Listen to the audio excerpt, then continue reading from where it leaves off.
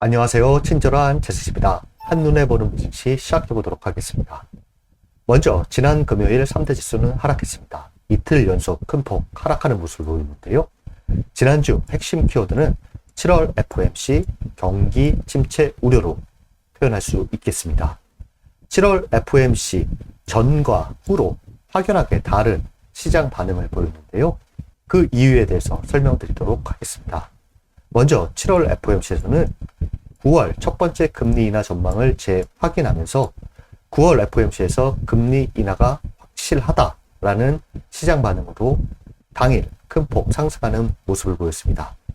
정책 결정문을 보자면 인플레이션 상승 리스크는 약화된 반면에 노동시장의 하방 리스크는 크게 보고 있다라는 문구가 있었는데요.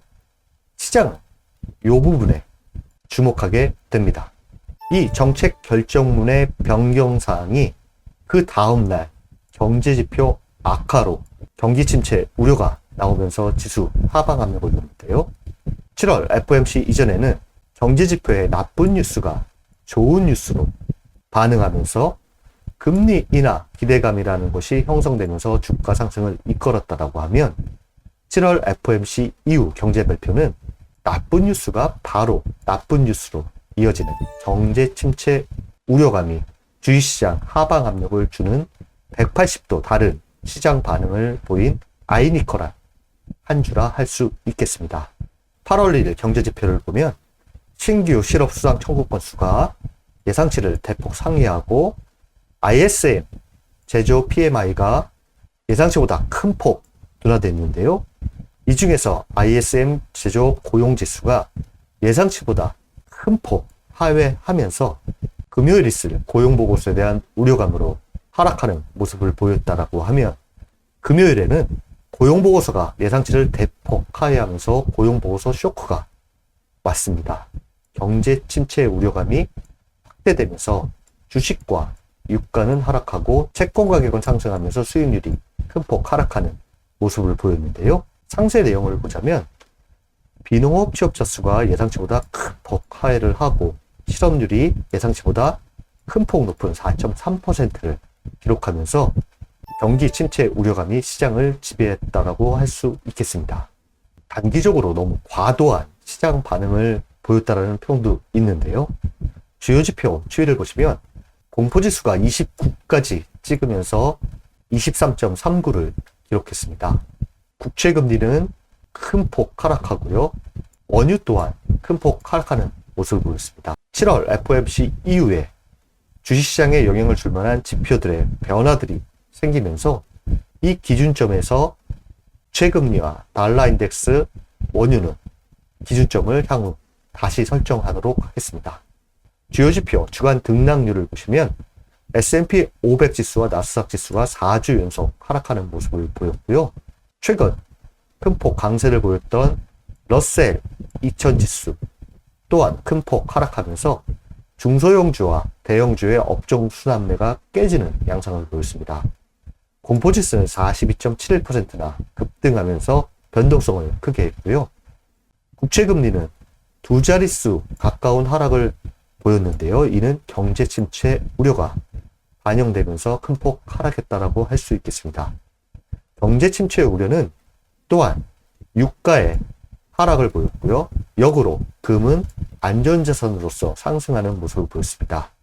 위험자산인 비트코인 또한 큰 폭 하락하는 모습을 보였습니다. 주요 업종 주간 ETF 등락률을 보시면 기술업종이 가장 큰 폭 하락하는 모습을 보였고요. 필수 소비재, 헬스케어, 유틸리티와 같은 경기 방어적인 업종이 주간 상승을 보이는 모습을 보였습니다. 이번 주 체크 포인트는 큰 재료가 없는 가운데 경기 침체 우려 지속 여부에 시장은 주목하고 있는 상태입니다. 경제지표 발표로는 5일 월요일 날 ISM 서비스업 PMI가 발표되는데요.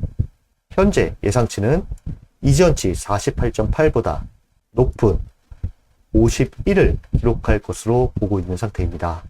예상치에 부합하거나 기준선인 50을 상회한다라고 하면 경기 침체 우려감이 해소될 것으로 보이는데요. 그렇다면 주식시장은 단기 낙폭에 따른 반등도 가능할 것으로 월가에서는 보고 있습니다. 또 한 가지는 세부 주수에서 ISM-B 제조업 고용지수의 시장은 관심을 보일 것으로 보이는데요. 예상치가 나오지 않은 상태에서 이전치는 46.1입니다. 이전치보다 상회하는 결과가 나온다라고 하면 지난주 일시적인 경기 침체 우려 여부가 해소될 것으로 보고 있는 상태입니다. 또 한 가지는 가파른 고용 둔화에 따른 8일 신규 실업수당 청구 건수에도 시장은 많은 관심을 보일 것으로 예상되고 있는 상태입니다. 7월 FOMC가 끝나고 연준 위원들의 연설이 있는데요. 지난 악화된 고용 지표에 대해 이 한 가지 지표로 경제 침체라고 이야기하는 것은 시기상조다 라고 이야기를 할 것으로 보이는데 여기에 대한 시장 반응 또한 체크하면 좋다라고 판단됩니다. 그 다음은요. 7월 FOMC에 대한 투자은행 평가 간단히 설명드리도록 하겠습니다. 먼저 7월 FOMC 회의 요약을 보면 금리는 동결했고요. 정책 결정문 변화에서 시장은 양대 목표 모두에 주의를 기울이고 있다. 인플레이션 위험뿐만 아니라 노동시장에도 주의를 기울이고 있다라고 이야기를 하고 있는데요. 이 정책 결정문의 변화가 이후 경제지표 이틀간의 발표에 경기 침체 우려감을 불러들인 문구라 할 수 있겠습니다. 투자은행 평가는 대다수 투자은행들이 7월 첫 금리 인하를 전망하고 있는 상태이고요. UBS의 경우에는 기자회견은 9월 금리 인하를 고려할 것이라고 명확하게 전달했다. 지금부터 9월 FOMC까지 관심은 금리를 너무 빨리 인하하는 것에서 너무 늦게 인하하는 것으로 옮겨갈 것이라고 생각한다. 정확한 예측을 했는데요. 현재 시장에서는 너무 늦게 인하해서 경기 침체가 올 거야 라고 계속 이야기가 나오고 있는 상태라 할 수 있겠습니다. 시트에서는 연준의 초점이 인플레이션에서 고용으로 빠르게 이동하고 있음을 분명히 밝혔다. 이로 인해서 고용 관련 지표의 악화는 경기 침체 우려라는 시장 반응이 나왔고요. 연준에서는 노동시장의 하방 리스크는 크게 보고 있다. 노동시장이 예상보다 약화될 경우 시장이 50bp 인하 가능성을 반영할 수 있도록 유연성을 남겨두었다. 당사는 9월 인하를 시작할 것으로 본다 라고 평가하고 있는 상태입니다. 그 다음은 페드 금리 모니터링 도구입니다. 9월 FOMC가 9월 17일, 18일에 있는데요. 25bp 인하 가능성이 78%, 50bp 인하 가능성이 22%로 보고 있는 상태입니다. 금리 인하는 확실시되고 있고요. 9월 FOMC에서 25bp 인하냐, 50bp 인하냐, 여기에 대해서 시장은 관심을 가지고 있는 상태입니다. 이는 8월 잭슨홀 미팅에서 보다 강한 신호를 줄 것으로 예상하고 있는데요. 악화된 고용보고서 발표 후에 금요일 잠시 동안이라도 이와 같이 9월 FOMC에서 50bp 인하가 69%, 70% 가까운 반응을 보였었습니다. 12월에도 50bp 인하 가능성이 커졌는데요. 이후 현재는 안정을 찾으면서 지난주와 같은 총 3차례 75bp 인하를 전망하고 있는 상태입니다. 앞으로 경제지표를 보실 때는요.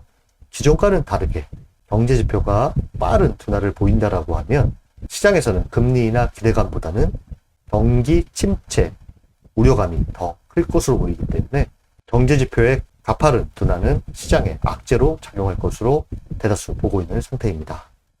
그 다음은 2분기 실적 발표 일정인데요.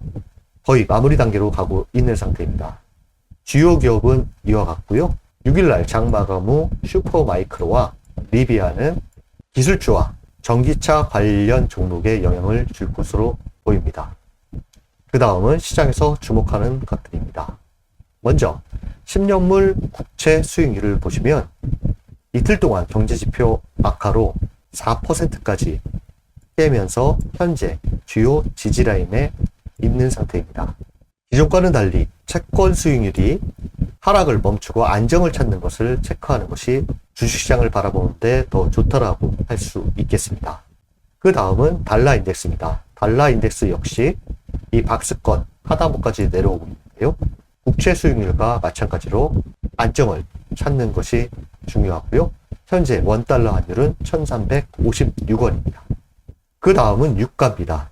유가 또한 미국 고용지표 악화로 경기 침체 우려가 원유 수요가 감소될 것이라는 것으로 하락을 하면서 지금 73달러라는 박스 하단부로 내려온 상태인데요. 경기 침체 우려가 지속된다라고 하면 73달러도 깨고 내려올 수 있기 때문에 경기 침체 우려 관점에서 본다라고 하면 기술적으로 73달러의 지지는 중요하다고 할 수 있겠습니다. 그 다음은 금입니다. 금은 안전자산이 부각되면서 박스 상단을 돌파했습니다. 기술적으로 돌파한 이 박스 상단부의 지지가 중요하고요. 이 안쪽으로 다시 돌파하지 않는 한 견고한 상승이 예상됩니다. 그 다음 비트코인입니다. 비트코인 역시 주식시장과 마찬가지로 단기적으로 큰 폭 하락하는 모습을 보이는데요. 현재 200일 이평선 테스트 구간에 있습니다. 200일 이평선이 중요하고요. 그 다음으로는 박스 하단부인 6만 달러 지지가 중요합니다. 이것을 이탈할 경우에는 기존 지지 구간이었던 피보나치 38.2 구간인 5만 5천 달러 지지가 중요하다고 할 수 있겠습니다. 그 다음은 차트로 보는 미증시 대표 지수 차트입니다. 먼저 S&P 500 지수는 현재 100일 이평선 지지 테스트에 있습니다. 지난 4월과 같이 급격한 하락 속에서 지수를 방어하는 이평선이었기 때문에 100일 이평선의 지지 여부를 체크하시면 좋을 것으로 판단됩니다. 차트를 크게 보시면 다음과 같은데요. 100일 이평선과 수평 지지라인이 상당히 중요하고요. 이것마저 이탈 시에는 그 다음 지지라인은 200일 이평선까지 염두에 둬야 할 것으로 기술적으로 보입니다. 그 다음은 빅스지수입니다. 빅스지수는 지난 금요일 29.66 고점을 찍고 현재 23.39를 기록하고 있는데요. 첫 번째 20 아래로 내려오는 것이 시장의 안정을 찾을 것으로 보이고요. 또 다른 강세장의 시작은 16 아래로 내려왔을 때라고 그렇게 단순하게 판단하셔도 좋을 것 같습니다. 그 다음은 나스닥 지수입니다. 나스닥 지수는 100일 이평선도 깼고 현재 주요 수평 지지 라인에 위치하고 있는 상태입니다. 차트를 크게 보시면 다음과 같은데요. 여기서 도지를 냈는데요. 16,500 라인이 깨지게 되면 그 다음은 200일 이평선까지 염두해야 되기 때문에 이번 주 16,500의 지지는 상당히 중요하다라고 할 수 있겠습니다. 주간 차트로 보자면 지지 라인이 또 하나 나오게 되는데요. 2022년 최고점을 찍고 하락 추세로 전환됐던 고점인 16,200이라는 이 구간에 대한 이탈은 나올 것으로 보고 있지 않은 상태인데요. 16,200이라는 수치를 주간 종가상 기억해두면 좋을 것으로 판단됩니다. 그 다음은 다우존스 지수입니다. 다우존스 지수는 이틀간 급격한 하락을 보이면서 4만선을 하향 돌파하는 모습을 보였습니다. 차트를 크게 보시면 이와 같은데요. 이 단기 상승 추세선 그리고 50일 이평선 지지가 중요하고요. 위로는 다시 4만선 돌파가 중요하다고 할 수 있겠습니다. 그 다음은 러셀 2000 지수입니다. 경기 침체 우려감 속에 중소형주가 더 큰 폭 하락하는 모습을 보였는데요. 차트를 크게 보시면 주요 지지 라인에 위치한 상태입니다. 50일 이평선의 지지가 중요하고요. 경기 침체 우려감에 대형주보다 더 크게 반응을 하기 때문에 러셀 2000 지수의 움직임을 이번 주 좀 더 관심 있게 보시면 좋지 않을까 생각됩니다. 그 다음은 필라델피아 반도체 지수입니다. 필라델피아 반도체 지수는 벌써 200일 이평선에 온 상태입니다. 차트를 크게 보시면 200일 이평선의 지지력 테스트 구간에 있는데요. 200일 이평선의 지지는 상당히 중요하고요. 이것마저 이탈한다라고 하면 지난 4월 저점 라인의 지지력 테스트 구간으로 들어갈 수 있음을 염두하셔야 할 것으로 보입니다. 지난 한 주는 7월 FOMC를 기점으로 경제지표를 바라보는 시각이 180도 바뀌는 변동성이 큰 장세를 보였습니다. 어찌 보면 이틀간 하락이 너무 과도했다라는 이야기도 나오고 있는데요. 이번 주에는 시장에 크게 영향을 줄 만한 재료가 많지 않은 가운데 앞서 말씀드린 두 가지 경제 지표에 대한 시장 반응, 경기 침체 우려감이 해소되는지 이 부분에 집중하시면 좋을 것으로 판단됩니다. 이번 한 주도 여러분들을 응원합니다. 감사합니다.